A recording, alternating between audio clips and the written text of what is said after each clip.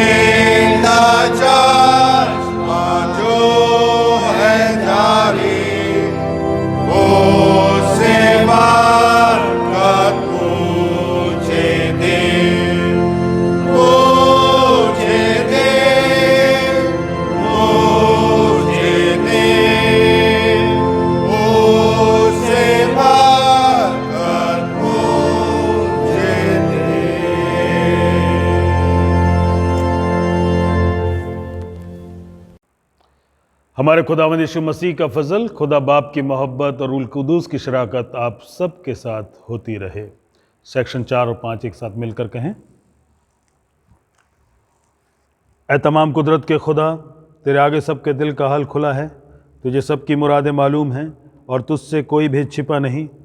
अपने पाक रूह के असर से हमारे दिल के ख्यालों को पाक कर, ताकि हम तुझसे कामिल मोहब्बत रखें और लायक तौर पर तेरे पाक नाम की बढ़ाई करें, हमारे खुदावंद मसीह के वसीले से। आमीन। आलम बाला पर खुदा का जलाल और ज़मीन पर उसके लोगों में सुलह। खुदावंद खुदा आसमानी बादशाह, तमाम कुदरत के खुदा बाप, हम तेरी परस्तिश करते, तेरा शुक्र करते और तेरे जलाल के लिए तेरी हम्द करते हैं। ऐ खुदावंद यीशु मसीह, बाप के इकलौते बेटे, ऐ खुदावंद खुदा के बर्रे, तू जहान का गुनाह उठा ले जाता है, हम पर रहम कर। तू बाप के दाहिने बैठा है, हमारी दुआ कबूल कर, क्योंकि ऐ यीशु मसीह, तू ही कुद्दूस है, तू ही खुदावंद है, तू ही पाक रूह के साथ खुदा बाप के जलाल में आला है। आमीन। पुराने नियम से यशाया उसका 6 अध्याय उसकी पहली आयत से 8वीं आयत तक। आइज़ाया चैप्टर 6 वर्सेस 1 to 8। जिस वर्ष उजिया राजा मरा, मैंने प्रभु को बहुत ही ऊंचे सिंहासन पर विराजमान देखा और उसके वस्त्र के घेर से मंदिर भर गया। उसे ऊंचे पर सराप दिखाई दिए, उनके 6 पंख थे। 2 पंखों से वे अपने मुंह को ढांपे थे और 2 से अपने पाँव को, और 2 से उड़ रहे थे। वे एक दूसरे से पुकार पुकार कर कह रहे थे, सेनाओं का यहोवा पवित्र पवित्र पवित्र है, सारी पृथ्वी उसके तेज से भरपूर है। और पुकारने वाले के शब्द से देवड़ियों की नींवें डोल उठीं और भवन धुएं से भर गया। तब मैंने कहा, हाय हाय, मैं नष्ट हुआ, क्योंकि मैं अशुद्ध होठ वाला मनुष्य हूँ और अशुद्ध होठ वाले मनुष्यों के बीच रहता हूँ, क्योंकि मैंने सेनाओं के यहोवा महाराजा अधिराज को अपनी आंखों से देखा है। तब एक सराप हाथ में अंगारा लिए हुए, जिसे उसने चिमटे से वेदी पर से उठा लिया था, मेरे पास उड़कर आया। उसने उसे मेरे मुंह को छूकर कहा, देख, इसने तेरे होठों को छू लिया है, इसलिए तेरा अधर्म दूर हो गया और तेरे पाप क्षमा हो गए। तब मैंने प्रभु का यह वचन सुना, मैं किसको भेजूं और हमारी ओर से कौन जाएगा? तब मैंने कहा, मैं यहाँ हूँ, मुझे भेज। ये प्रभु का वचन है। प्रभु हम सबको आशीषित करे। इंजील के पढ़े जाने से पहले हम गाएंगे गीत नंबर 473।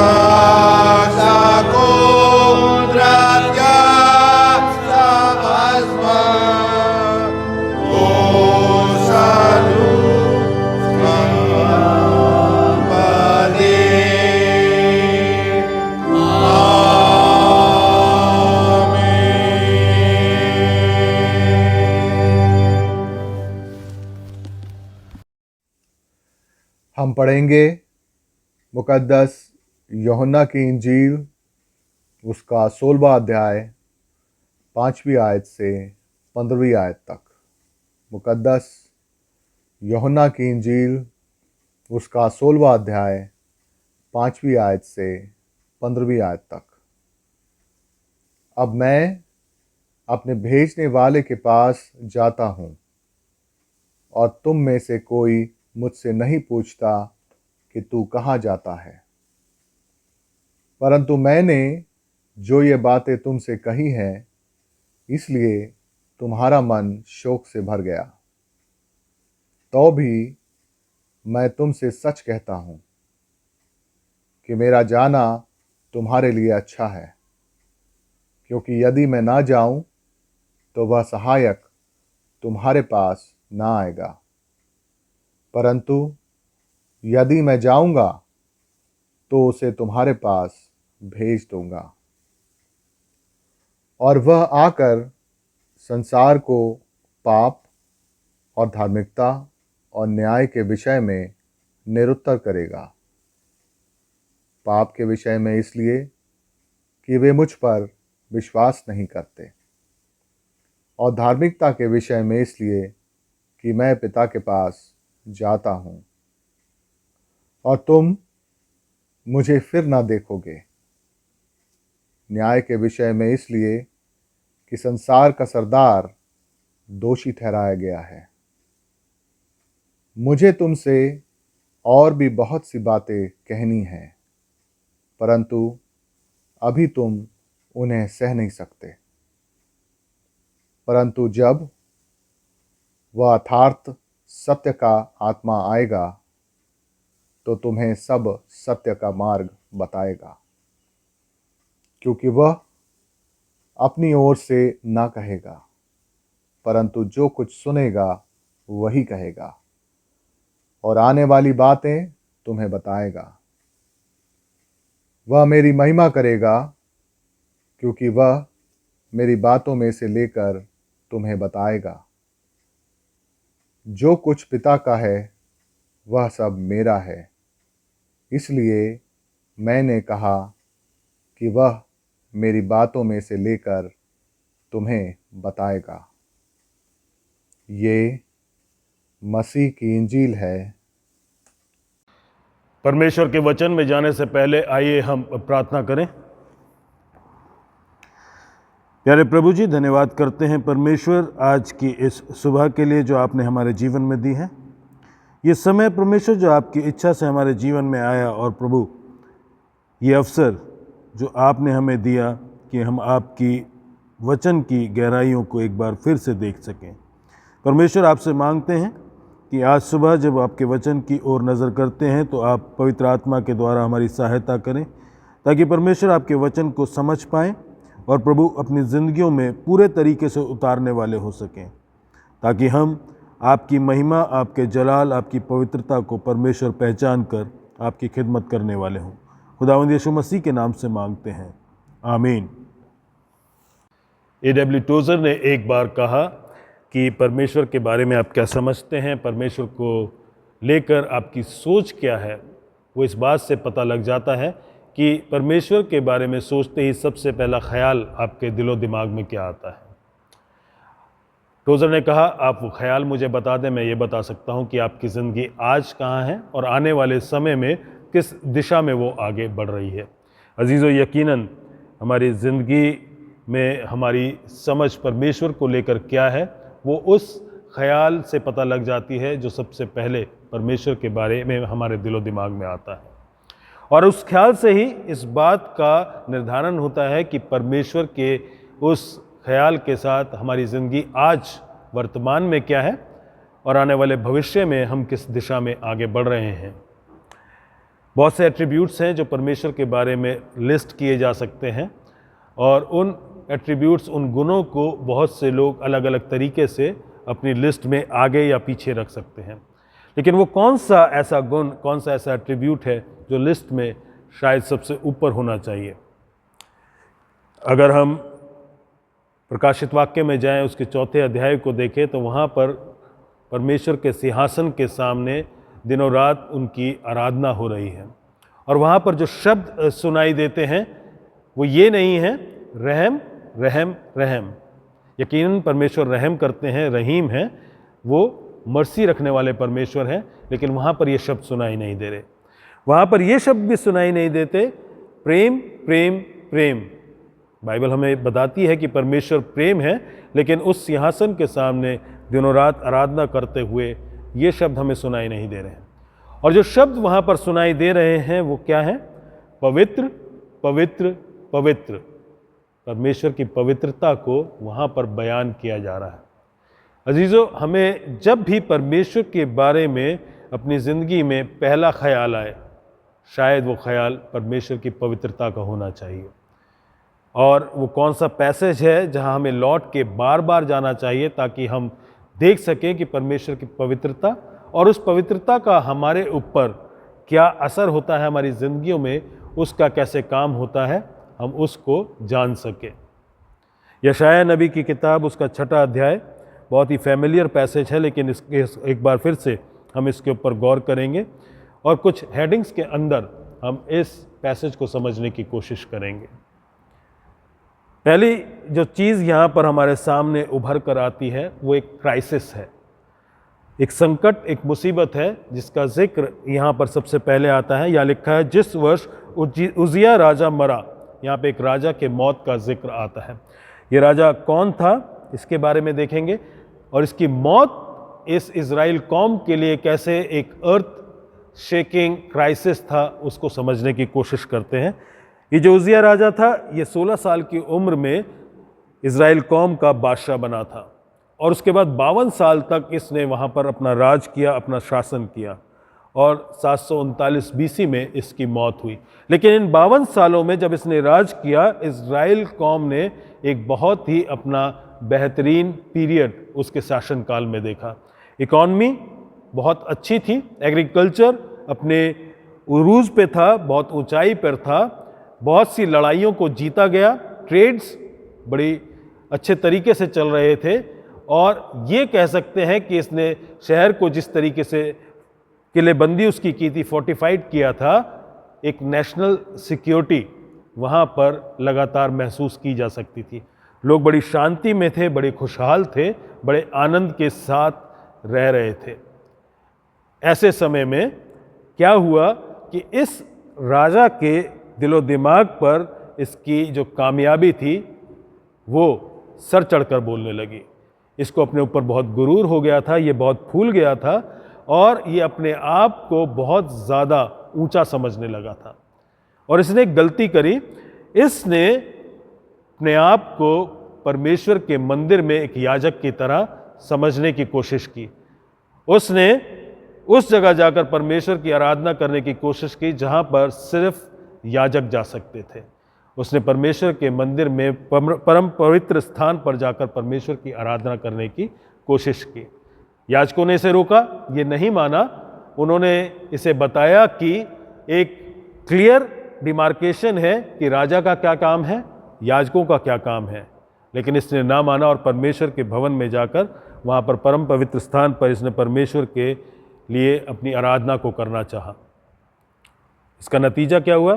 परमेश्वर ने इसके ऊपर मार करी, इसको लेप्रोसी कोढ़ हुआ और ये मर गया।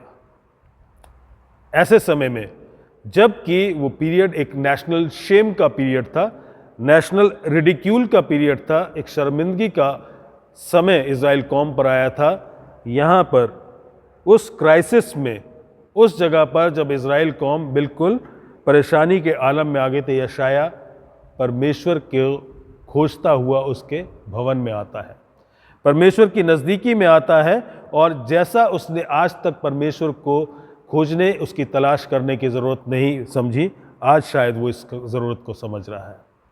अजीज़ों, उस क्राइसिस के समय में वो परमेश्वर के भवन में परमेश्वर के नज़दीक आ रहा है, क्योंकि उसने ये समझ लिया था कि राजा ने क्या गलती की है।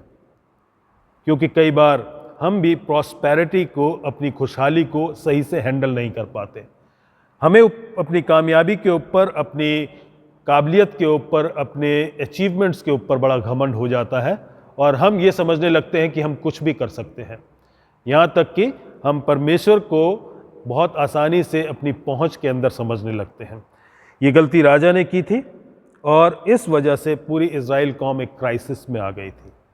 और इस क्राइसिस के समय में यशाया परमेश्वर के नज़दीक आता है। अजीज़ों, हमारी ज़िंदगी में भी बहुत से क्राइसिस आ सकते हैं। मुझे नहीं मालूम कि आप किस क्राइसिस, किस संकट, किस मुसीबत से होकर गुजर रहे हैं, लेकिन अगर हम उस मुसीबत के चलते परमेश्वर के सामने नहीं आ रहे हैं तो इसका मतलब है कि हमारा ईमान, उसको परखना, उसका आजमाया जाना ज़रूरी है। और उसकी आजमाइश ऐसे होती है कि जब हम बहुत ज़्यादा प्रॉस्पेरिटी में होते हैं, परमेश्वर को अपने उस ज़िंदगी में अहमियत नहीं दे रहे होते, तो कई बार जो हमारे पैरों के नीचे, जिसे रग कहा जाता है, एक किस्म से कालीन कहा जाता है, उसे जब झटका दिया जाए तो हम घुटनों पे आ जाते हैं। ठीक उसी तरीके से इज़राइल कौम अपने घुटनों पर थी। उनका नबी घुटनों पे होकर परमेश्वर को ढूंढ रहा था। अजीज़ों, अगर हम अपने क्राइसिस में परमेश्वर से दूर होते जा रहे हैं, इसका मतलब है कि हम परमेश्वर के ईमान में मजबूत नहीं हैं। और अगर हम उस क्राइसिस में परमेश्वर की नज़दीकी और नज़दीकी और नज़दीकी में आगे बढ़ रहे हैं, तो हम परमेश्वर के द्वारा बुलाए गए लोग हैं। परमेश्वर ने हमें अपने लिए चुना है ताकि वो इस्तेमाल भी कर सके। और वो इस्तेमाल कैसे होगा, ये हम आगे देख सकते हैं, क्योंकि एक के बाद एक चीज़ यहाँ पर अनफोल्ड होती हुई दिखाई देती है। अजीज़ों, आज जो क्राइसिस हमारे चारों तरफ है, जो परेशानी, जो दुख हमारे चारों तरफ है, वो बहुत बड़ा है। इस कोरोना में हमने बहुत से अजीज़ों को बीमार होते हुए, परेशान होते हुए, फाइनेंशियल क्राइसिस में देखा। सोशल क्राइसिस हम फील कर रहे हैं, उसको फेस कर रहे हैं, और हमने मौतों को भी देखा है। लेकिन इस क्राइसिस में हमारी परमेश्वर के साथ दूरी बढ़ रही है या नज़दीकी बढ़ रही है, ये इस बात को निर्धारित करेगी कि हम किस दिशा में आगे बढ़ रहे हैं। क्योंकि पहली चीज़ यहाँ पर जो क्राइसिस था वो दिखाई देता है, दूसरी चीज़ यहाँ पर कन्फ्रंटेशन हमें दिखाई देता है, एक सामना है जो यहाँ पर होता है। यहाँ लिखा है पहले पद में, जिस रात उज्जिया राजा मरा, मैंने प्रभु को बहुत ऊंचे सिंहासन पर विराजमान देखा। यशाया नबी यहाँ पर परमेश्वर की तलाश में परमेश्वर के सामने उसको ढूंढता हुआ आता है ताकि परमेश्वर की मर्जी को जान सके। और जब वो परमेश्वर के भवन में उसके पास पहुंचता है तो जितनी उसने उम्मीद करी है उससे ज़्यादा उसे मिलता है। जितना आज तक का उसका एक्सपीरियंस परमेश्वर के साथ रहा है, उससे ज़्यादा बढ़कर उसे एक्सपीरियंस यहाँ पर मिलता है। उसका सामना परमेश्वर के साथ होता है और वो परमेश्वर के सामने है। परमेश्वर आज उसे अपना विजन, अपना दर्शन दे रहे हैं। यहाँ पर लिखा है, मैंने प्रभु को बहुत ऊंचे सिंहासन पर विराजमान देखा। उस क्राइसिस के समय में ये कन्फ्रंटेशन होता है और पहला शब्द जो यहाँ पर हम देखते हैं वो लिखा है, मैंने प्रभु को बहुत ऊंचे सिंहासन पर विराजमान देखा। यहाँ पर जो शब्द प्रभु है, इब्रानी भाषा में एदोनाई शब्द का इस्तेमाल किया गया है और जो एदोनाई शब्द है उसको अगर हम ट्रांसलेट करें तो उसका मतलब है सॉवरन, प्रभुता रखने वाला वो व्यक्तित्व जिसकी अथॉरिटी सबसे ऊंची है, हाईएस्ट पॉसिबल अथॉरिटी। और उस प्रभु को जिसके पास सारी प्रभुता है, जिसके अधिकार में सब कुछ है, यहाँ पर यशाया नबी उस प्रभु को देख रहा है। और सॉवरेंटी क्या है? अभी तक उसने इज़राइल कौम के उस राजा को देखा था जिसके पास सारे अधिकार थे, वो अपने अधिकारों को पूरा कर रहा था। और यहाँ पर यशाया नबी उस अथॉरिटी को देख रहा है जो एक इज़राइल कौम पर ही नहीं है, पूरी कायनात के ऊपर है। उस अथॉरिटी के साथ आज इसका सामना है। और उसने कहाँ देखा? उसने बहुत ऊंचे सिंहासन पर विराजमान देखा प्रभु को। एक सिंहासन है जो खाली हो चुका है इज़राइल कौम का, एक सिंहासन है जो अभी भी ऑक्यूपाइड है, उस पर परमेश्वर, उस पर प्रभु बैठे हुए हैं पूरे अधिकार के साथ। और वहाँ से उस पूरी कायनात के अफेयर्स को वो वहाँ से एक्सरसाइज कर रहे हैं, अपनी पूरी अथॉरिटी को वहाँ से वो एग्जर्ट कर रहे हैं, अपने पूरे अधिकार को वहाँ से वो चला रहे हैं। आज इज़राइल कौम पर एक काबिल इंसान नहीं है जो उनका शासन करे, लेकिन पूरी कायनात के ऊपर और उस चुनी हुई इज़राइल कौम के ऊपर एक ऐसा परमेश्वर है जिसके पास सारा अधिकार है और जो अपनी अथॉरिटी को पूरे तरीके से एक्सरसाइज कर रहा है और पूरी दुनिया के, पूरे यूनिवर्स के अफेयर्स को वो आगे बढ़ा रहा है। उसने परमेश्वर को देखा, उसने प्रभु को ऊंचे सिंहासन पर देखा। क्या देखा? कि वो वहाँ पर विराजमान है। परमेश्वर बहुत ऊंचे पर हैं, परमेश्वर सबसे ज़्यादा ऊंचाई पर हैं। यहाँ पर सिर्फ ऊंचे शब्द का इस्तेमाल किया गया है। इब्रानी भाषा में जो शब्द है उसको अगर लिटरल ट्रांसलेशन करें, हाई एंड एग्जॉल्टेड, दो शब्दों का इस्तेमाल किया गया है। वो परमेश्वर की जो ऊंचाई है, जो सबसे ज़्यादा है, जहाँ तक कोई नहीं पहुँच सकता, उसका जिक्र करता है। और हम देखते हैं इसके आगे लिखा है, उसके वस्त्र के घेर से मंदिर भर गया। यहाँ पर उस मंदिर की बात की गई है जहाँ पर यशायाह नबी परमेश्वर के दर्शन के लिए, उसकी मर्जी को जानने के लिए आया है। और यहाँ पर वो देखता है कि वहाँ परमेश्वर के वस्त्र ने, जो रोब परमेश्वर ने पहना हुआ है, उसका जो घेर है, जो हेम है, उसने मंदिर को पूरे तरीके से भर लिया है। ये इस बात को प्रदर्शित करता है कि एंशिएंट समय में इस बात का एक मानना थी कि जो राजा है उसका जो ट्रेन है, उसका जो हेम है, उसका जो घेरा है उसके वस्त्र का, वो बताता है कि उस राजा की मैजेस्टी कितनी है, उसके पास कितना अधिकार है और कितनी दूर तक उसकी बादशाहत फैली हुई है। और जब जब राजा और ज़्यादा बादशाहत को अपनी बढ़ाता था, दूसरे राज्यों पर जीत हासिल करके उसे अपनी बादशाहत में शामिल करता था, उसका जो घेरा था, जो उसका हेम है, जो उसका ट्रेन है, वो बढ़ता जाता था, उसमें एडिशन करते चले जाते थे। और यहाँ पर लिखा है कि मंदिर जो कि परमेश्वर का मंदिर है, उसमें, उस मंदिर में परमेश्वर के वस्त्र के घेरे ने उसको पूरे तरीके से भर दिया। देयर इज़ नो राइवल, किसी और के लिए जगह नहीं है, किसी और के लिए वहाँ पर स्थान नहीं है, किसी और की गुंजाइश नहीं है। सिर्फ और सिर्फ परमेश्वर की मैजेस्टी और परमेश्वर की जो पवित्रता है वो वहाँ पर दिखाई देती है। यहाँ पर जो दिखाई दिया वो परमेश्वर की पवित्रता है जो उसके सामने थी, जिसको वो देख रहा है, और उस अथॉरिटी को वो यहाँ पर पूरे तरीके से देख पा रहा है। और हम आगे देखते हैं कि वहाँ दूसरे पद में लिखा है, उससे ऊंचे पर सराप दिखाई दिए, उनके 6 पंख थे, 2 पंख से वे अपने मुंह को ढांपे हुए थे और 2 से अपने पांवों को और 2 से उड़ रहे थे। यहाँ पर हम देखते हैं कि जिक्र है उन आसमानी फरिश्तों की एक खास नस्ल का, जिसका जिक्र यहाँ पर आता है। सराफीम की बात की गई है, सराफों की बात की गई है, और वो वहाँ पर दिखाई देते हैं। और जो सराफ के लिए शब्द है वो ये है कि उन्हें फायरी, जलता हुआ एक ऐसा बीइंग है जिसे हम देख सकते हैं। और ये इसलिए है कि परमेश्वर की मौजूदगी में, परमेश्वर की उपस्थिति में जो भी आता है, उसकी नज़दीकी में जो भी आता है, उसकी पवित्रता से, उसकी पाकीज़गी से वो उस किस्म से ज्वलनशील हो जाता है, और उसके अंदर जोश, उसके अंदर जुनून और उसके अंदर वो गर्मजोशी दिखाई देती है जो सिर्फ परमेश्वर के नज़दीक उसकी पवित्रता को समझने और पहचानने वालों के बीच में दिखाई दे सकती है। और यहाँ पर लिखा है कि उनके 6 पंख थे, 2 पंखों से वे अपने मुंह को ढांपे हुए थे। उन्होंने अपने मुंह को ढांका हुआ था, क्योंकि परमेश्वर की जो पवित्रता है, परमेश्वर का जो पवित्रता का असर है, वो उसको बर्दाश्त नहीं कर सकते थे। क्योंकि परमेश्वर का तेज जो उसकी पवित्रता से निकलता है, उसकी जो ब्लेजिंग फायर है, वो उसका सामना नहीं कर सकते थे। इसलिए इस बात को समझते हुए कि परमेश्वर को उसकी पूरी पवित्रता, उसके पूरे तेज में नहीं देख सकते, उन्होंने अपने मुंह को, अपनी आंखों को ढका हुआ था और 2 से अपने पांवों को ढका हुआ था। वो इस बात को भी जानते थे कि उन्हें हम्बल होने की ज़रूरत है। वो इस बात को भी जानते थे कि जिस जगह पर वो हैं वो बहुत पवित्र जगह है, इसलिए उनको अपने पैरों को ढकने की ज़रूरत है।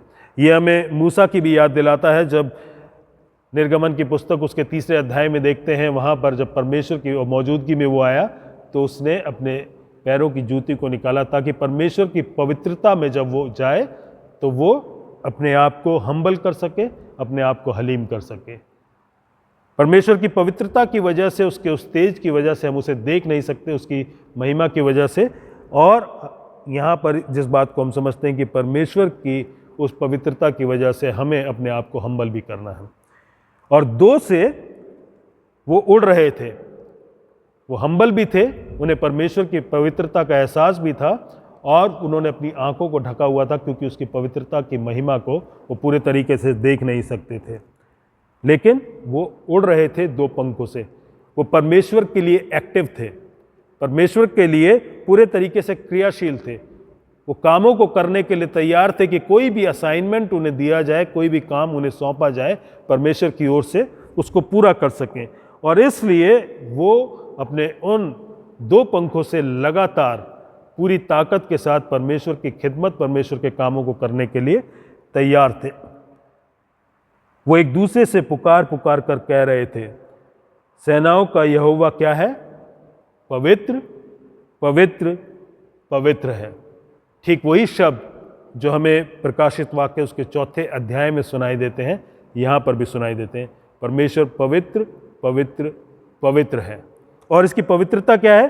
पवित्र शब्द को अगर हम ट्रांसलेट करें, जो इब्रानी और ग्रीक ओरिजिनल में है, उसका मतलब है to set apart, to sanctify, किसी चीज़ को अलग कर दिया जाना।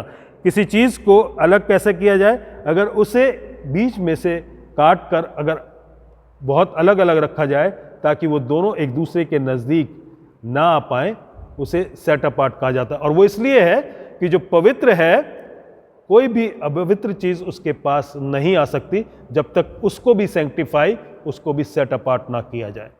और इसलिए परमेश्वर जो है बहुत पवित्र है, बहुत अलग है। और प्रकाशित वाक्य के 4 अध्याय में अगर हम जाएं तो वहाँ पर देखते हैं, जब जिक्र आता है वहाँ पर जो लोग परमेश्वर की आराधना कर रहे हैं, उस जगह पर भी उस सिंहासन के बीच में भी और उन लोगों के बीच में भी, उन 24 सिंहासनों के बीच में भी जो परमेश्वर के सामने है, एक गैप है। वो एक समुद्र है जो कि कांच के समुद्र की तरह है, क्योंकि परमेश्वर के सामने कोई भी कैजुअल तरीके से एकदम से नहीं जा सकता। और यहाँ पर भी हम देखते हैं कि जब यशायाह नबी परमेश्वर के पास आता है तो एकदम से परमेश्वर के सामने वो जाकर हाईफाई नहीं कर रहा है, वो परमेश्वर के सामने बड़ी हलीमी के साथ है, क्योंकि जो वो देख रहा है वो जानता है कि परमेश्वर पवित्र है। और इस पवित्रता को हम इस तरीके से भी समझ सकते हैं कि परमेश्वर जो पवित्र है, उसकी पवित्रता को हम बड़ी गंभीरता से लें। उसकी इज्जत, उसका एहतराम, उसका ऑनर हमें करना है, क्योंकि जब हम परमेश्वर को अप्रोच करें तो पूरी रेवरेंस के साथ, पूरे आदर के साथ उसकी तरफ बढ़ें और हम उसके पास ऐसे ही ना चले जाएं। अजीज़ों, ये परमेश्वर की पवित्रता है जिसका जिक्र यहाँ पर किया गया है। और यहाँ पर जिस परमेश्वर को वो देख रहा है, जिसकी महिमा को वो देख रहा है, जिसकी पवित्रता को वो देख रहा है, वो कौन है? अगर यूहन्ना की किताब को अगर हम देखें और यूहन्ना की किताब को जब हम देखते हैं, उसके 12वें अध्याय में जाते हैं, यूहन्ना की इंजील में उसके 38 पद से आगे देखते हैं और उस जिक्र को अगर ध्यान से पढ़ें तो वहाँ पर यशायाह नबी ने जिसको देखा था वो खुदावंद यीशु मसीह थे। प्री इनकारनेट क्राइस्ट, मसीह जब इस दुनिया में आए उससे पहले की महिमा को यशायाह नबी ने देख लिया था। वो इसी बात का जिक्र है जिसे आज हम देख रहे हैं यहाँ पर यशायाह नबी के 6 अध्याय में। और जब इस 6 अध्याय में उस पवित्रता को देखते हैं, उस परमेश्वर को देखते हैं जिसे यशायाह ने देखा, वो खुदावंद यीशु मसीह है, गॉड द सन। और प्रकाशित वाक्य में जिस परमेश्वर की बात की जा रही है, he is God the father, परमेश्वर पिता है। और जिस घेरे से, जिस धुएं से, जिस पवित्रता से, जिस काइना ग्लोरी से ये मंदिर भर गया है, वो परमेश्वर पवित्र आत्मा है। अजीज़ों, इस पैसेज में हमें होली ट्रिनिटी, परमेश्वर जो कि त्रिएक परमेश्वर है, पवित्र त्रिएक परमेश्वर दिखाई देता है, क्योंकि यहाँ पर परमेश्वर पिता, परमेश्वर पुत्र और परमेश्वर पवित्र आत्मा के दर्शन को यशायाह नबी ने देखा। और जब इस परमेश्वर को वो देख रहा है, उसकी महिमा को वो देख रहा है, तो हम समझ सकते हैं कि आज जबकि हम ट्रिनिटी संडे को सेलिब्रेट कर रहे हैं, पुराने नियम के समय से यहाँ पर भी ट्रिनिटी का जो कॉन्सेप्ट है हमें दिखाई देता है। पहली चीज़ एक क्राइसिस था, दूसरी चीज़ एक कन्फ्रंटेशन हुआ, तीसरी चीज़ हम जो देखते हैं वो है कॉन्स्टर्नेशन, जिसे हम साधारण भाषा में कहें फियर, एक डर है जो दिखाई देता है। क्योंकि चौथे पद में लिखा है, और पुकारने वाले के शब्द से डेवड़ियों की नींवें डोल उठी और भवन धुएं से भर गया। यहाँ पर एक ऐसा जिक्र हमारे सामने है जिसमें हम देखते हैं कि अर्थक्वेक है, यहाँ पर सब कुछ हिल रहा है, यहाँ पर एक भूचाल, एक भूकंप आ चुका है। लेकिन ये जो भूचाल यहाँ पर है, ये जो भूकंप यहाँ पर है, इसका एपिक सेंटर स्वर्ग में है। इसकी शुरुआत वहाँ से है, क्योंकि वहाँ पर जो पवित्रता है परमेश्वर की, उस पवित्रता की वजह से यहाँ पर हमें दिखाई देता है कि सब कुछ हिल रहा है, क्योंकि एक परमेश्वर की मौजूदगी, उसकी पवित्रता का जो एहसास है वो दिलों में, यहाँ तक कि इनएनिमेट उन चीज़ों में भी जिनमें जान नहीं है, उनमें भी खौफ पैदा कर देता है। और जब यशायाह नबी इस जगह पर पहुंचा, मंदिर में यहाँ पहुंचा, तो उसने इस बात को समझ लिया था कि वो रोशनी की तरफ बढ़ रहा है। जैसे जैसे हम परमेश्वर की मौजूदगी में, उसकी उपस्थिति में आते हैं, हम रोशनी की तरफ बढ़ते हैं, और जैसे जैसे हम रोशनी की तरफ बढ़ते हैं तो बहुत सी चीज़ों का एहसास हमारी ज़िंदगी में आता है। उसने परमेश्वर के उस भय को यहाँ पर देखा, और उसने देखा कि किस तरीके से सब चीज़ें हिल रही हैं। और जब उसने परमेश्वर के भय को यहाँ पर देख लिया, तो उसने जान लिया कि परमेश्वर की मौजूदगी में वो खड़ा नहीं रह सकता है। अजीज़ों, जैसे जैसे अपनी ईमान की ज़िंदगी में हम आगे बढ़ते हैं, जैसे जैसे हम खुदावंद की मौजूदगी, उसकी पवित्रता के एहसास में आगे आगे बढ़ते हैं, हम जान जाते हैं कि परमेश्वर कितना बड़ा है, और हम परमेश्वर के खौफ को समझ सकते हैं। यहाँ पर परमेश्वर का खौफ, परमेश्वर का डर यहाँ दिखाई देता है। पहली चीज़ एक क्राइसिस था, दूसरी चीज़ वह एक कन्फ्रंटेशन था, तीसरी चीज़ एक कॉन्स्टर्नेशन, एक फियर, एक डर था, लेकिन चौथी चीज़ जो हमें दिखाई देती है एक कन्विक्शन, एक कन्विक्शन यहाँ पर दिखाई देता है। और कन्विक्शन क्या है? तब मैंने कहा, यशायाह नबी कहता है, हाय हाय मैं नष्ट हुआ, क्योंकि अशुद्ध होठ वाला मनुष्य हूँ, और अशुद्ध होठ वालों मनुष्यों के बीच में मैं रहता हूँ। यशायाह नबी का ये एहसास कि वो परमेश्वर के नूर में, उसकी रोशनी में आगे बढ़ रहा है, उसको इस बात का पता लगा कि उस रोशनी में उसकी खामियां क्या हैं। वो इस बात को जानता था कि परमेश्वर की नज़रें उसके ऊपर है, परमेश्वर उसे देख रहा है, और परमेश्वर जब उसे देख रहा है तो he is not looking just on him, he is looking in and through him. वो परमेश्वर, उसकी आंखें उसको अंदर तक देख रही हैं, और वो जानती हैं कि इसके अंदर तक क्या कमी है, क्या इसके अंदर गुनाह है, इसके अंदर क्या खामियां हैं। अजीज़ों, जैसे जैसे हम परमेश्वर के नज़दीक आते हैं, हमें अपनी खामियों, अपनी कमियों का पता लगता है, और हमारी फेथ जर्नी जैसे जैसे आगे बढ़ती है, हम उस एहसास में और आगे ज़्यादा बढ़ते जाते हैं। क्योंकि अगर हम पौलुस को देखें, पौलुस ने अपनी ज़िंदगी के ईमान में जब वो बढ़ रहा था, उसने कहा कि मैं रसूलों में, प्रेरितों में सबसे छोटा हूँ। लेकिन जब वो ईमान में कुछ साल आगे बढ़ा, तो उसने कहा कि संतों में मैं सबसे छोटा हूँ। लेकिन जब वो अपनी ईमान की जर्नी के आखिरी स्टेज पर पहुँच रहा था, अपनी ज़िंदगी के आखिरी समय में पहुँच रहा था, उसने कहा मैं गुनाहगारों का सरदार हूँ। अजीज़ों, जैसे जैसे हम परमेश्वर की नज़दीकी में आगे बढ़ते जाते हैं, हमें अपनी कमियों, अपनी खामियों का एहसास बढ़ता जाता है, और हम जान सकते हैं कि हम कितने ज़्यादा परमेश्वर की उस पवित्रता में आगे बढ़ने के बाद इस लायक नहीं है कि हम उसके नज़दीक रह सकें। लेकिन उसका अनुग्रह हमें इस लायक बनाता है कि हम उसके नज़दीक बढ़े रहें, क्योंकि यहाँ पर लिखा है कि हाय हाय मैं नष्ट हुआ क्योंकि मैं अशुद्ध होठ वाले मनुष्यों के बीच में रहता हूँ। यशाया का ये एहसास, उसका रिस्पॉन्स बिल्कुल सही था, क्योंकि पवित्र परमेश्वर के सामने हमारा भी यही रिस्पॉन्स होना चाहिए। उसने क्या कहा? हाय मैं नष्ट हुआ क्योंकि मैं अशुद्ध होठ वाला मनुष्य हूँ। उसकी ज़िंदगी में उसके मुंह से आज तक जितना भी गलत बातों का बयान हुआ, जितनी भी बुराइयां उसके मुंह से निकली, जितना भी गॉसिप उसके मुंह से निकला, जितनी भी परमेश्वर की निंदा उसने परमेश्वर के मुंह से की, जितने भी गलत बातों को उसने अपने मुंह से बोला, बड़े हल्के में जब अपने उसने मुंह और होठों का इस्तेमाल किया, उसे आज इस बात का एहसास हो रहा है। क्यों हो रहा है?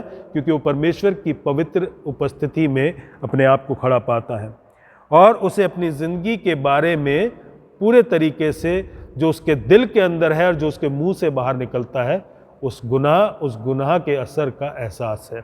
और उसके साथ साथ वो ये कहता है, और अशुद्ध होठ वाले मनुष्यों के बीच में रहता हूँ। ये कैसा इंसान है जिसे इस बात का एहसास है कि वो खुद गंदा है और वो गंदगी के दरिया में जो उसके चारों तरफ कल्चर है, उसके चारों तरफ का जो सोसाइटी का और उस समुदाय का जो माहौल है वो भी गंदा है, जिसके बीच में वो तैर रहा है, जिसमें से होकर वो गुजर रहा है। उसके आसपास कुछ भी अच्छा नहीं है जो इस परमेश्वर की पवित्रता में जिसको देखा जा सके, क्योंकि जब ये कंट्रास्ट सामने आता है, परमेश्वर की पवित्रता का एहसास हमारी ज़िंदगी में आता है, तब हमें पता लगता है कि हमारी ज़िंदगी कितनी गुनाह आलूदा है, गुनाह में कितनी आगे जा चुकी है, और जिन बातों को हम अच्छा समझते हैं, जिन बातों को बिल्कुल कैजुअल समझते हैं, जिन बातों को हम बड़ी आसानी से भूल जाते हैं, वो कितनी गलत, कितनी गुनाह से भरी हुई हैं। अजीज़ों, इसीलिए यशायाह ने यहाँ पे इस बात को समझा और इस बात को जाना। तो लोगों ने उससे पूछा होगा, तू इस नतीजे पे कैसे पहुँचा? तो वो कहता है, मैं इस नतीजे पे इसलिए पहुँचा क्योंकि मैंने सेनाओं के यहोवा महाराजा धीराज को अपनी आँखों से देखा है। मैं इस नतीजे पे इसलिए पहुँचा कि मैंने उस परम पवित्र परमेश्वर को अपनी आँखों से देखा है। उसकी रोशनी में जब अपने जीवन को देखता हूँ तो मेरी ज़िंदगी की सारी गंदगी मुझे दिखाई देती है। बहुत से लोगों ने ये भी कहा होगा, यशायाह तू तो भविष्यवक्ताओं में सबसे बड़ा है, तू तो सबसे ऊंचा है, क्योंकि कलाम में भी तुझे देख सबसे ज़्यादा जगह मिली है। और ये चीज़ किसी भी इंसान को घमंड में डाल सकती है कि उसका कंट्रीब्यूशन परमेश्वर के लिए कितना है, और शायद इस घमंड में इंसान गलती कर बैठता है और अपने आप को परमेश्वर से कई बार ऊंचा समझने लगता है। और जब यशायाह की बात आई तो उसने इस बात को पहचान लिया कि उसकी ज़िंदगी गुनाह से भरी हुई है और वो परमेश्वर के सामने खड़ा होने के लायक नहीं है। वो इंसान जो पुराने नियम के समय में देखा जाए तो उसने परमेश्वर के कलाम में सबसे ज़्यादा, नबियों की किताब में अपना कंट्रीब्यूशन दिया, सब कुछ लिखा। नबी जिन्हें कहा जाता था कि वो परमेश्वर के आवाज़ है, परमेश्वर के होंठ हैं, द लिप्स ऑफ गॉड, क्योंकि अपने मुंह से परमेश्वर की बातों को करते हैं, वो नबी कहता है कि मैं अशुद्ध होठ वाला मनुष्य हूँ। अजीज़ों, हमें भी पहचानने की ज़रूरत है ताकि हम क्राइसिस में जब परमेश्वर को कन्फ्रंट करें, उसकी पवित्रता को देखें, तो उस पवित्रता में हमारे दिलों में वो खौफ आए, उस खौफ को पहचान कर, उस खौफ में होकर, उस रेवरेंस में होकर हम परमेश्वर के पास आए और अपने गुनाह को समझें। उस गुनाह के लिए हम उस कन्विक्शन को अपनी ज़िंदगी में समझ पाएँ। Crisis, confrontation, concentration and consternation and conviction, इन सारी चीज़ों को हम समझ सकें। क्योंकि जब हमारे पास ये कन्विक्शन है कि हमने गुनाह किया है, हम गुनाहगार हैं, तभी क्लेंजिंग हो सकती है। उसी के बाद हमारी शुद्धि का काम शुरू हो सकता है, हमें पाक और साफ करने का काम होता है। क्योंकि छठे पद में लिखा है, तब एक सराफ हाथ में अंगारा लिए हुए, जिसे उसने चिमटे से वेदी पर से उठा लिया था, मेरे पास उड़कर आया। यहाँ पर हम देखते हैं कि यहाँ यशायाह नबी ने अपने गुनाह का इकरार किया, अपने गुनाह को माना, अपनी ज़िंदगी के उस गुनाह के एहसास में अपने आप को पूरे तरीके से ज़ाहिर किया। इमीडिएटली उसके प्यूरिफिकेशन का काम शुरू हो गया। कोई प्रोबेशन पीरियड नहीं है, कोई ऐसा वक्त नहीं है जिसे मुकर्रर किया गया है कि इतना समय इंतज़ार करने के बाद इस इंसान को पवित्र किया जाएगा। यहाँ पर लिखा है कि वो सराफ एकदम से उड़ा और इमीडिएटली वो एक कोले को जो कि जल रहा है वेदी पर से उठा कर लेकर आया। और उसने क्या किया? उसने उससे मेरे मुंह को छू कर कहा, क्या कहा? देख, इसने तेरे होठ को छू लिया है, इसलिए तेरा अधर्म दूर हो गया और तेरे पाप क्षमा हुए। उसका शुद्धिकरण हुआ, उसके पाप क्षमा हुए और उसको एक बार फिर से परमेश्वर के सामने रेस्टोरेशन के लिए स्थान मिला। अजीज़ों, ये जो आग से, उसके कोयले से इसके होठों को छुए जाने का जिक्र है, यह हमें बताता है कि परमेश्वर के सामने जब हम आते हैं, अपने गुनाहों का इकरार करते हैं, जो हमारी रिपेंटेंस है वो कोई कैजुअल रिपेंटेंस नहीं है। उसके लिए हमें एक तकलीफ़, एक दुख, एक दर्द का एहसास होना ज़रूरी है।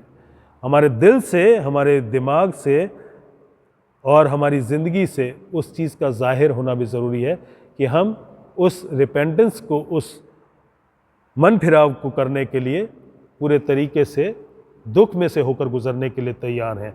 क्योंकि यहाँ पर जिस कोयले की बात की गई है वो अंगारा है और उसको इंसान के ऐसे जिस्म के हिस्से पर लगाया जा रहा है जो बहुत सेंसिटिव है। इंसान के होंठ बहुत सेंसिटिव होते हैं और उस सेंसिटिव जगह पर जब उसे लगाया जा रहा है उसे दुख और दर्द का एहसास हो रहा है। लेकिन उस दुख और दर्द के एहसास में उसे उसकी मन फिराव की उस बात में परमेश्वर आगे बढ़ा रहे हैं जिसमें होकर उसके पापों को क्षमा किया जा सकता है। और परमेश्वर ने उसके पाप क्षमा किए, उसको रेस्टोर किया। अजीज़ों, कलाम हमें बताता है, धन्य है वे जो शोक करते हैं क्योंकि वो शांति पाएंगे। जो शोक करते हैं अपने पापों के लिए और अपने पापों के शोक में वो दुखी हैं और उस दुख में होकर अपने मन को फिराव के लिए परमेश्वर के पास लेकर आते हैं, वो परमेश्वर के पापों की क्षमा की शांति को पाएंगे।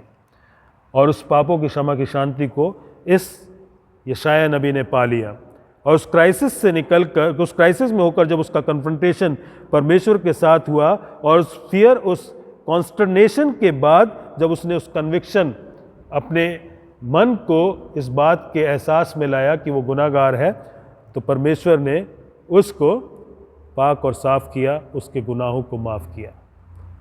अजीज़ों, यहाँ पर हम देख सकते हैं कि गॉस्पल यहाँ पूरे तरीके से हमें दिखाई देता है। इसीलिए बार बार यशाया नबी की किताब को जब हम पढ़ते हैं तो यहाँ पर बार बार सुसमाचार के दर्शन को हम देखते हैं अलग अलग हिस्सों में।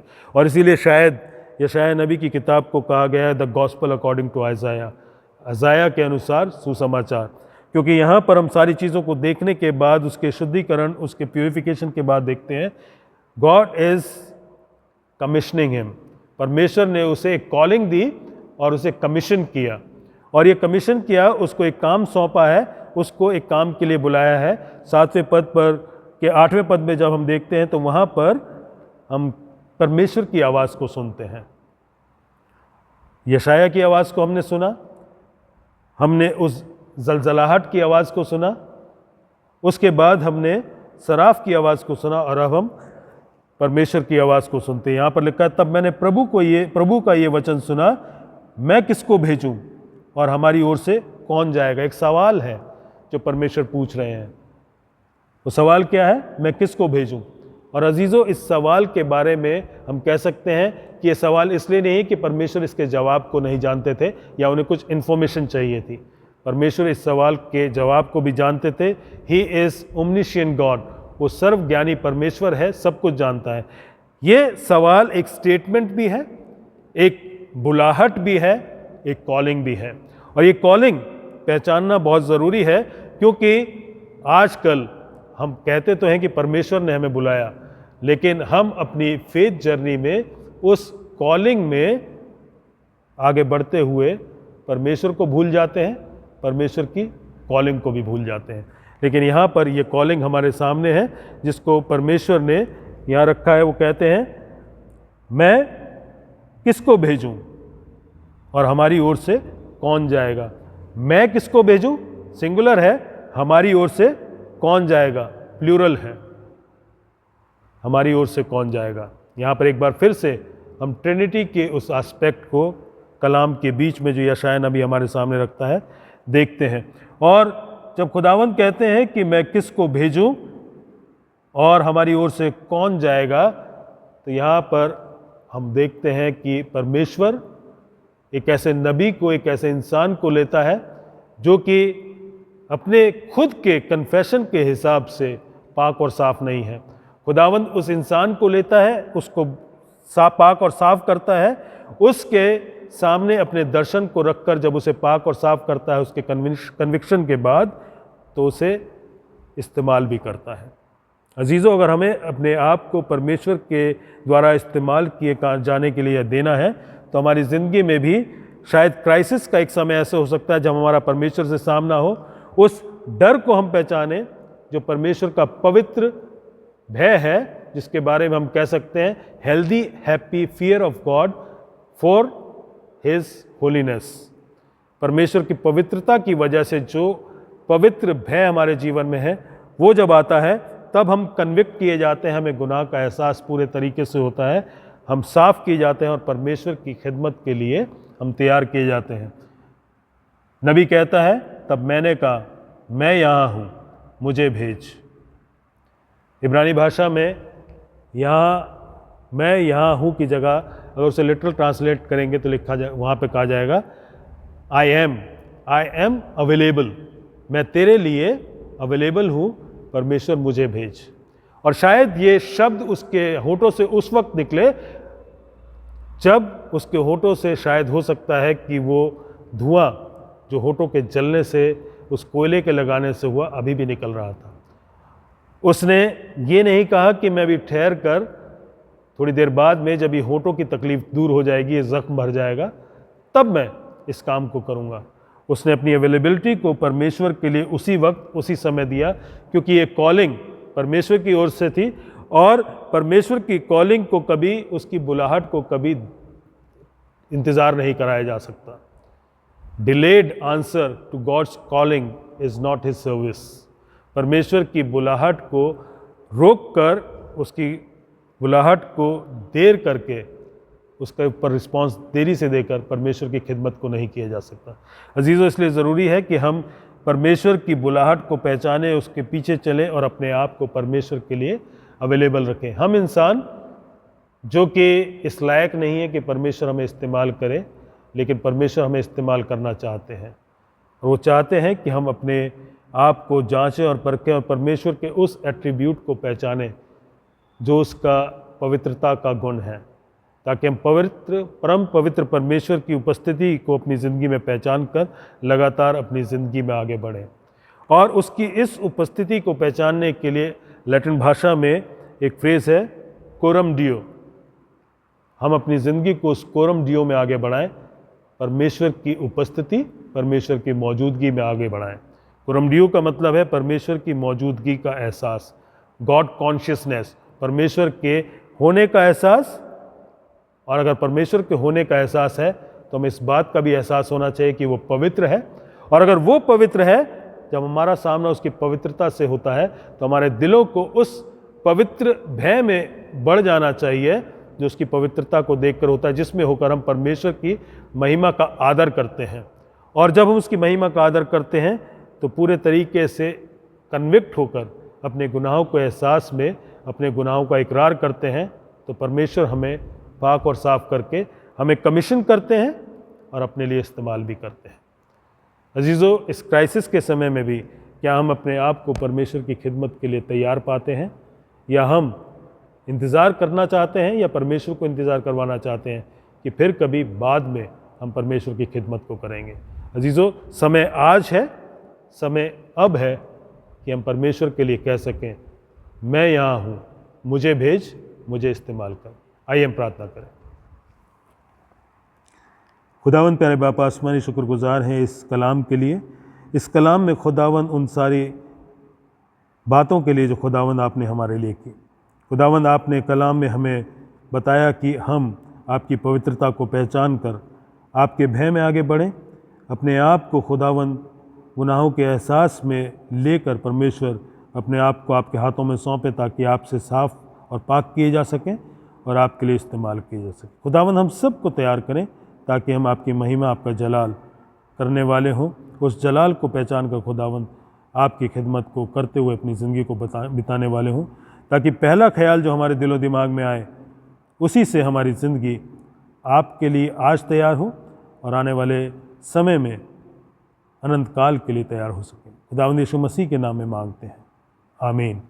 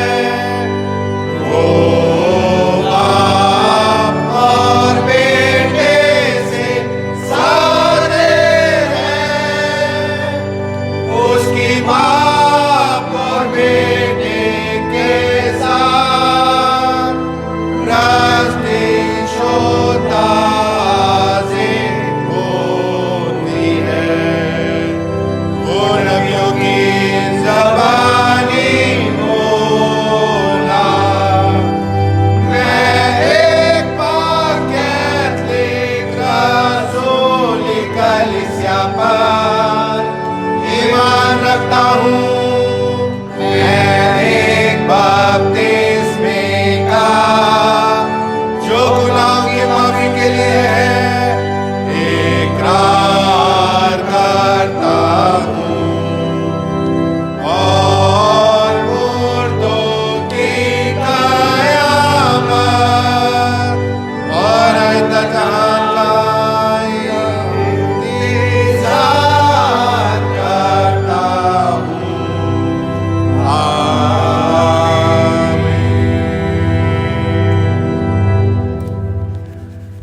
प्रभु यीशु मसीह के प्यारे और मीठे नाम में मैं आप सबका इस आराधना में स्वागत करता हूं। परमेश्वर आपको आशीषित करे, आप सबको सुरक्षित रखे और आप पर अपना अनुग्रह बनाए रखे। हम लगातार अभी भी ऑनलाइन सर्विसेज के ज़रिए इबादत में शामिल हो रहे हैं। आने वाले समय में हम उम्मीद करते हैं कि परमेश्वर की मर्ज़ी अगर होगी तो जल्द ही हम गिरजाघरों में भी इबादत करने पाएंगे, एक दूसरे के साथ मिलकर परमेश्वर की सिताइश कर पाएंगे। लेकिन जब तक हमें और निर्देश नहीं मिलते सरकार की ओर से, लॉकडाउन में छूट नहीं मिलती है, हम लगातार ऑनलाइन सर्विसेज में मिलते रहेंगे और इबादत में शामिल होते रहेंगे। हम कन्फर्मेशन क्लासेस को भी करने की शुरुआत करने वाले हैं। इस हफ्ते से कन्फर्मेशन क्लासेस शुरू हो जाएंगी। जिन्होंने अपने नाम दिए हैं उनको शेड्यूल और टाइम बता दिया जाएगा। मेरे पास कुछ नाम आ गए हैं और हम इन क्लासेस को शुरू कर सकते हैं। हम जब इन क्लासेस को करते हैं तो मेहरबानी से जितने कैंडिडेट्स हैं रेगुलर रहें, क्योंकि एक परसेंटेज ऑफ अटेंडेंस होगी, अगर वो पूरी होंगी तो उसके बाद ही कन्फर्मेशन के लिए आपको बिशप साहब के सामने प्रेजेंट किया जाएगा। इसलिए मेहरबानी से रेगुलर रहें जो कन्फर्मेशन के कैंडिडेट्स हैं और उस अटेंडेंस के क्राइटेरिया को पूरा करें। और अभी भी 1 या 2 हफ्ते के अंदर जितने नाम आ जाएंगे हम उनको इन क्लासेस में इंक्लूड कर लेंगे। लेकिन उसके बाद कन्फर्मेशन क्लासेस में और लोगों को इंक्लूड करना संभव नहीं होगा, क्योंकि जो बातें इन कैंडिडेट्स को कुछ क्लासेस में सिखाई जा चुकी होंगी उनको रिपीट करना या उनको दोबारा से सिखाना आसान नहीं होगा। इसलिए अगर आप चाहते हैं तो अभी भी 1 या ज़्यादा से ज़्यादा 2 हफ्ते के अंदर अंदर अपने नाम मुझ तक पहुंचा दें। आप सबको होली ट्रिनिटी चर्च के जो मेंबर्स हैं मेरा फ़ोन नंबर मालूम है। आप उस नंबर पे जिस व्हाट्सएप पे मैं अवेलेबल हूँ आप अपनी नामों को मुझे भेज सकते हैं। शेड्यूल क्लासेस का कैंडिडेट्स को जल्द मिल जाएगा ताकि हम इस हफ्ते से क्लासेस को शुरू कर सकें।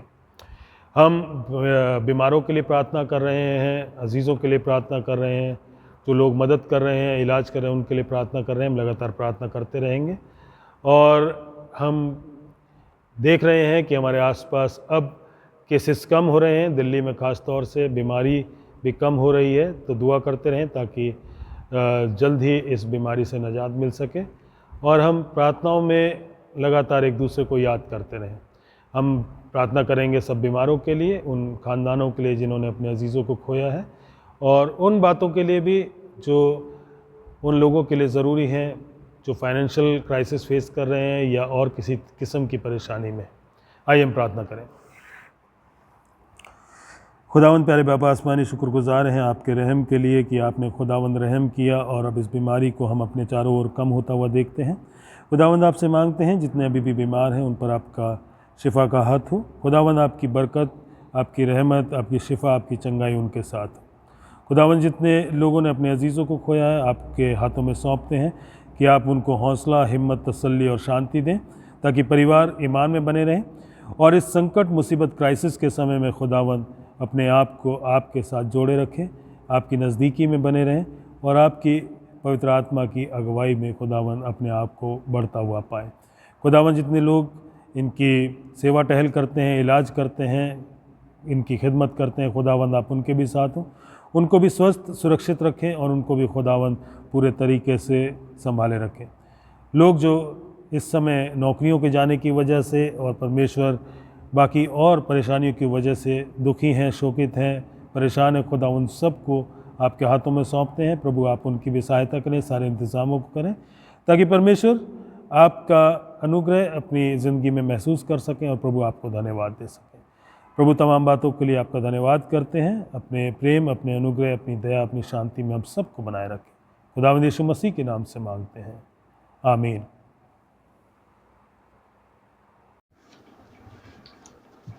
आइए हम सब इंसानों के लिए दुआ करें और अपनी दुआओं को खुदावंद यीशु मसीह की दानी सिफारिश के साथ पेश करें। आए आसमानी बाप, हम तुझसे दुआ करते हैं कि सारे जहान में इंसाफ और सुलह कायम हो और हर इंसान बहुतायत से ज़िंदगी पाए। आए रहीम खुदावंद, हमारी दुआ सुन। उन सब के लिए जो इस शहर में बसते हैं और उन तमाम बातों को दूर करने के लिए भी जो एक दूसरे में फूट और झगड़े पैदा करती हैं, ताकि हमारे मुल्क में सच्ची एकता और मेल मिलाप की तरक्की हो। आए रहीम खुदावन, हमारी दुआ सुन। उन सब के लिए जो खेती बाड़ी, उद्योग धंधे या व्यापार में लगे हुए हैं, सब मज़दूरों और कारीगरों के लिए, और उन सारे लोगों के लिए भी जो हमारी ज़रूरतों को पूरा करते हैं। आए रहीम खुदावन, हमारी दुआ सुन।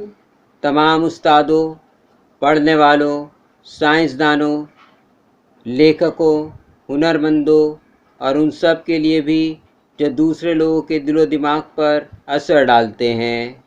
आए रहीम खुदावन, हमारी दुआ सुन। उन सब के लिए जो दुख या तकलीफ़ उठा रहे हैं, बेरोज़गार हैं, गरीब और भूखे हैं, मुहताज जो कुचले हुए हैं, जो बीमार या मरने के करीब है।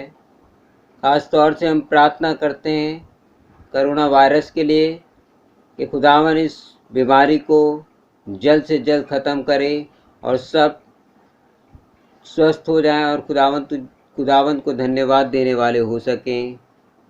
और उन सब के लिए भी जो उनकी मदद करते हैं। आए रहीम खुदावन, हमारी दुआ सुन। उन सब के लिए जिन्हें इस मुल्क और दूसरे मुल्कों में इख्तियार दिया गया है, खासकर हमारे राष्ट्रपति रामनाथ कोविंद, प्रधानमंत्री नरेंद्र मोदी, इस सूबा के गवर्नर अनिल बैजल और मुख्यमंत्री अरविंद केजरीवाल, और उन सब के लिए भी जो किसी भी तरह का इख्तियार रखते हैं। आए रहीम खुदावन, हमारी दुआ सुन। सब मसीही लोगों की एकता और मेल मिलाप के लिए और दुनिया में उनके मुनासिब तौर से गवाही देने और खिदमत करने के लिए। आए रहीम खुदावन, हमारी दुआ सुन। इस मुल्क में तेरी तमाम कलीसिया के लिए, उसकी कौंसिलों और रहनुमाओं के लिए, खासकर हमारे मॉडरेटर पीसी सिंह, दक्षिण भारत की कलीसिया के मॉडरेटर ए धर्मराज और मार्थोमा कलीसिया के मेट्रोपॉलिटन हमारे बिशप वारिस मसीह और तेरी कलीसिया के तमाम दीगर खादिमों के लिए, ख़ास तौर से हमारे पासवान रेवरेंड जेकब जेम्स और डीकन जोएल लाजर के लिए, कि वे अपनी खिदमत को वफादारी से बजा लाएं। आए रहीम खुदावन, हमारी दुआ सुन। ये बख्श कि तेरे उन तमाम लोगों के साथ जिन्होंने वफादारी से इस दुनिया में तेरी खिदमत की है, हम भी तेरी बादशाही की अब्दी खुशी में शरीक हों। आए रहीम खुदावन, हमारी दुआ सुन। आए आसमानी बाप, अपनी बादशाही जल्ला और हमारी इन दुआओं को कबूल फरमा जो हम तेरे बेटे और अपने खुदावंद और मुंजी यीशु मसीह के नाम के वसीले से पेश करते हैं। आमीन। गुनाहों का इकरार। आए अजीजो, हमारे खुदावन यीशु मसीह ने फरमाया, खुदावन हमारा खुदा एक ही खुदावन है। तो खुदावन अपने खुदा से अपने सारे दिल, अपनी सारी जान और अपनी सारी अकल और अपनी सारी ताकत से मोहब्बत रख। पहला हुक्म यही है। दूसरा यह है कि तो अपने पड़ोसी से अपने बराबर मोहब्बत रख। इनसे बड़ा और कोई हुक्म नहीं।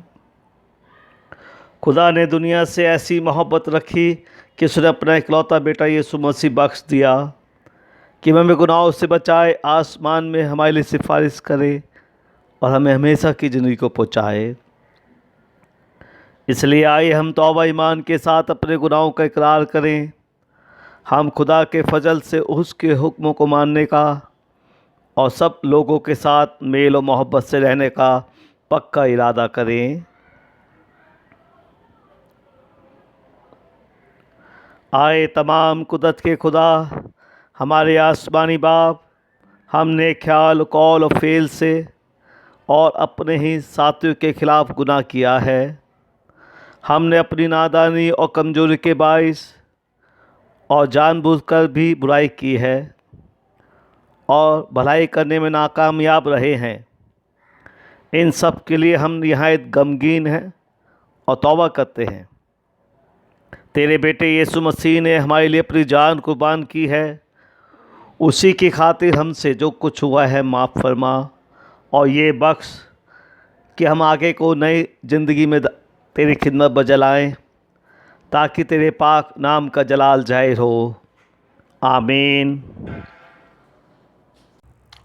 तमाम कुदरत का खुदा उन सब को माफ़ करता है जो अपने साथियों को माफ़ करते और सच्चे दिल से तौबा करते हैं। वो हम पर रहम करे, हमारे सब गुनाहों को बख्शे और उनसे हमको रिहाई दे। हर तरह की नेकी में हमको मुस्तकम मजबूत करे और हमें हमेशा की ज़िंदगी में कायम रखे, हमारे खुदावंद यीशु मसीह के वसीले से। आमीन। दुआए रब्बानी एक साथ करें। ऐ हमारे बाप, तू जो आसमान पर है, तेरा नाम पाक माना जाए, तेरी बादशाहत आए, तेरी मर्ज़ी जैसे आसमान पर पूरी होती है ज़मीन पर भी हो। हमारी रोज़ की रोटी आज हमें दे, हमारे कसूरों को माफ़ कर कि हम भी अपने कसूरवारों को माफ़ करते हैं। हमें आजमाइश में ना पड़ने दे, बल्कि बुराई से बचा, क्योंकि बादशाहत, कुदरत और जलाल अबद तक तेरा ही है। आमीन। खुदा का इत्मीनान जो समझ से बिल्कुल बाहर है, तुम्हारे दिलों और ख़यालों को खुदा और उसके बेटे हमारे खुदावंद यीशु मसीह की पहचान और मोहब्बत में महफूज रखे, और खुदा कादिर मुतलक बाप, बेटे और रुल कुदूस की बरकत तुम पर हो और तुम्हारे साथ हमेशा रहे। आमीन।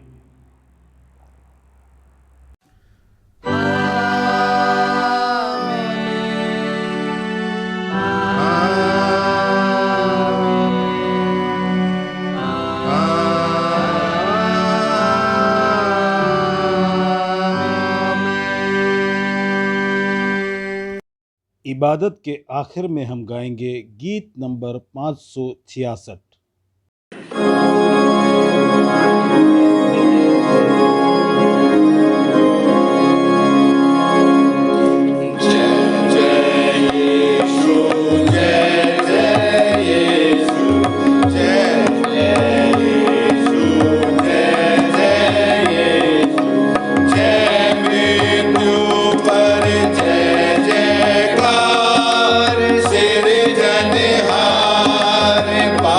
पालनहार पिता